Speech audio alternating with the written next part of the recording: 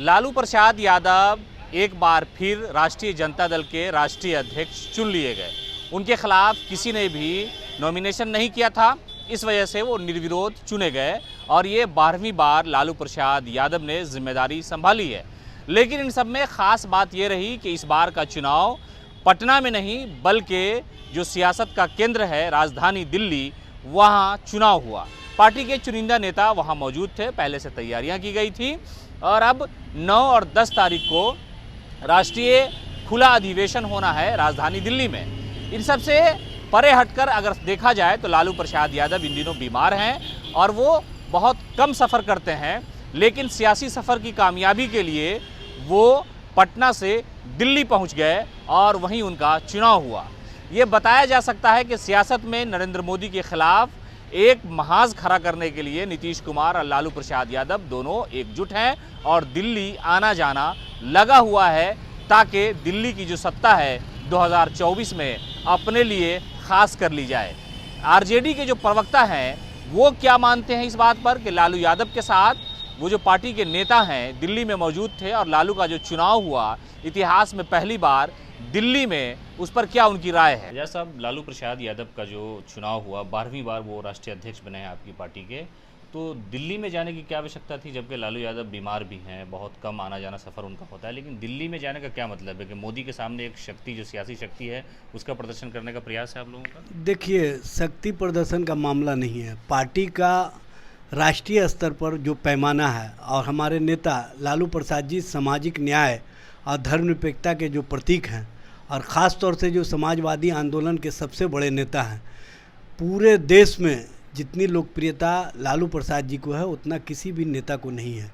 तो हम पार्टी को वृहद पैमाने पर राष्ट्रीय स्तर पर फैलाव की दिशा में आगे बढ़ रहे हैं और यूथ आइकॉन तेजस्वी प्रसाद यादव जैसा नेतृत्व हमारे पास है जिसको देश भर के युवा अपना नेता के तौर पर स्वीकार कर लिए हैं और उनकी विश्वसनीयता दिन प्रतिदिन बढ़ती जा रही है। उसको पार्टी के स्तर पर, संगठन के स्तर पर और मजबूत करने के दृष्टिकोण से हम लोगों ने 9 तारीख को राष्ट्रीय कार्यकारिणी की बैठक रखी है और 10 अक्टूबर को खुला अधिवेशन और राष्ट्रीय परिषद की बैठक होगी तालकटोरा स्टेडियम में। इसके माध्यम से हम बताने का काम करेंगे कि राष्ट्रीय जनता दल जो सभी वर्गों, सभी जातियों, सभी समूहों का प्रतिनिधित्व करने वाली पार्टी है, जिसने गरीबों को मुस्कुराने का मौका दिया है, जिसने गरीबों को आगे बढ़ने का मौका दिया है, जिसने अपने विचारों से कभी ना समझौता करते हुए उन सांप्रदायिक शक्तियों को हमेशा चैलेंज किया जो कहीं ना कहीं देश के लिए ख़तरा बने हुए हैं। तो उन सांप्रदायिक शक्तियों को बताने के लिए कि देश ने जिस तरह से बिहार से हम लोगों ने एक मार्का जीतने का काम किया है और बिहार से जो आगाज़ हुआ है इसको अंजाम तक पहुंचाने के लिए दिल्ली पर कब्ज़ा करना आवश्यक है। हस्तिनापुर और हिंदुस्तान की राजधानी पर जब तक किसी का कब्ज़ा नहीं होता है तब तक वो सियासत मजबूत नहीं होती है। इसलिए सेकुलर पार्टियों का और समाजी इंसाफ का जो तकाज़ा है उसमें लालू प्रसाद जी की सियासत को हम लोग पार्टी पैमाने पर भी, महागठबंधन के पैमाने पर भी भारतीय जनता पार्टी के खिलाफ जो मजबूत महागठबंधन की राजनीति को आधार देना चाह रहे हैं और माननीय नीतीश कुमार जी के नेतृत्व में जो विपक्षी दलों की एकता बनाना चाह रहे हैं उसमें ये बहुत मददगार होगा और देश स्तर पर 2024 के पहले राष्ट्रीय जनता दल का खुला अधिवेशन राष्ट्रीय स्तर पर राष्ट्रीय जनता दल को और महागठबंधन को मजबूती प्रदान करेगा। तो प्रवक्ता जो है एजाज अहमद, उन्होंने बताया कि हम मोदी के खिलाफ बिगुल फूंकने जा रहे हैं और इसका आगाज़ हो चुका है। बड़े भाई और छोटे भाई की जो राजनीतिक सफ़र है उससे तो पटना ही प्रभावित रहा है, लेकिन अब दिल्ली पर हम डेरा डालना चाहते हैं और यही वजह है कि ये अधिवेशन, जो खुला अधिवेशन 10 तारीख को होने वाला है, वो दिल्ली में होगा। नीतीश कुमार एनडीए से अलग होने के बाद लगातार मोदी सरकार पर हमलावर हैं। दिल्ली में कई विपक्षी नेताओं से उन्होंने मुलाकात की और मुलाकात से पहले, मुलाकात के बाद लालू यादव से दुआएं ली, मशवरा लिया और सियासत में आगे बढ़ते चले गए। उसी कड़ी में लालू प्रसाद यादव ने दिल्ली में अपना पर्चा दाखिल किया और राष्ट्रीय अध्यक्ष 12वीं बार चुन लिए गए।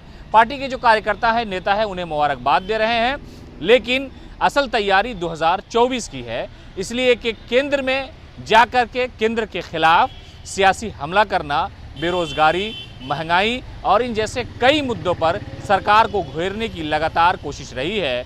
कल ही लालू प्रसाद यादव ने पीएफआई पर जब 5 साल का प्रतिबंध लगा तो उन्होंने कहा कि पीएफआई के साथ साथ आरएसएस पर भी पाबंदी लगा देनी चाहिए, इसलिए कि ये संगठन भी देश के अमन व अमान के लिए, भाईचारा के लिए खतरा है। लालू यादव की पार्टी का खुला अधिवेशन 10 तारीख को राजधानी दिल्ली में होना है, लेकिन सियासत खुली हुई है। नीतीश और लालू दिल्ली आ रहे हैं, जा रहे हैं, लेकिन इस दौरान नरेंद्र मोदी खामोश है। 2024 के तर्कश में वो कौन सा तीर है मोदी का जो इन लोगों के खिलाफ वो छोड़ने वाले हैं। हालांकि दुर्गा पूजा का मौसम है, सियासत थोड़ी थमी है, लेकिन दुर्गा पूजा के बाद फिर दिल्ली में हलचल शुरू होने वाली है। नीतीश और लालू की जोड़ी मोदी और शाह को घेरने का प्रयास कर रही है। 2024 की तैयारी अभी से है और ये बिहार से जो सियासत का धुआं उठा है, शायद वो 2024 में शोला बन जाए और इसी की शुरुआत जो है लालू प्रसाद यादव ने कर दी है। दिल्ली में उन्हें राष्ट्रीय अध्यक्ष चुना गया। 10 तारीख को खुला अधिवेशन है। सियासत